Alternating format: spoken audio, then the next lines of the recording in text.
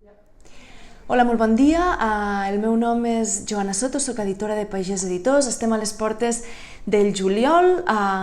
Segurament teniu les vacances a tocar, si és que no teniu la sort d'estar-les gaudint ja.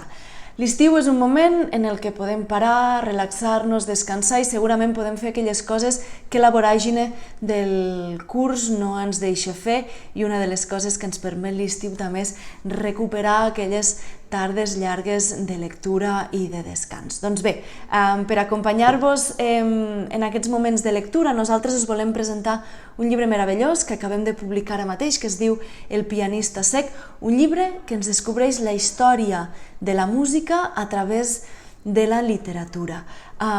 És un llibre que se situa a bord d'un vaixell, d'un creuer que es diu Don Juan, i un creuer que es va fer molt famós durant el segle XX i que la història ens l'explica el pianista d'aquest creuer, un personatge que segurament, si heu fet algun creuer, veureu que pren certa rellevància en els moments de trobada col·lectiva, però que segurament durant el dia a dia passa una mica més desapercebut. Doncs la història del pianista d'aquest creuer ens obre el món a la història de la pròpia música. Cada una de les cançons que toca el creuer, que toca el pianista els vespres en aquest creuer, ens obre la porta a conèixer la història dels majors i dels més importants músics de la història de la música.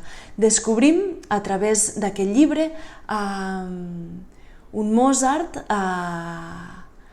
al qual el seu pare obligava a recórrer a les poblacions més petitones, a tocar amb la seva germana. Ells havien de recórrer grans quilòmetres per poder anar a demostrar les seves dots amb aquestes poblacions. Tocaven, ens explica el llibre, com tocaven amb els ulls tancats, com havien de fer grans i llargs quilòmetres per anar a tocar amb aquestes poblacions, com havien de dormir al ras i com també mostraven les seves virtuts musicals. El llibre també ens explica, a través d'històries breus i molt ben escrites, el caràcter fortíssim de Wagner, Chopin, l'amor per la música. Per tant, és un llibre que a través de la literatura ens explica de forma meravellosa quins són els grans músics, quins són les grans personalitats que hi ha darrere de les partitures musicals que ens han arribat fins al dia d'avui.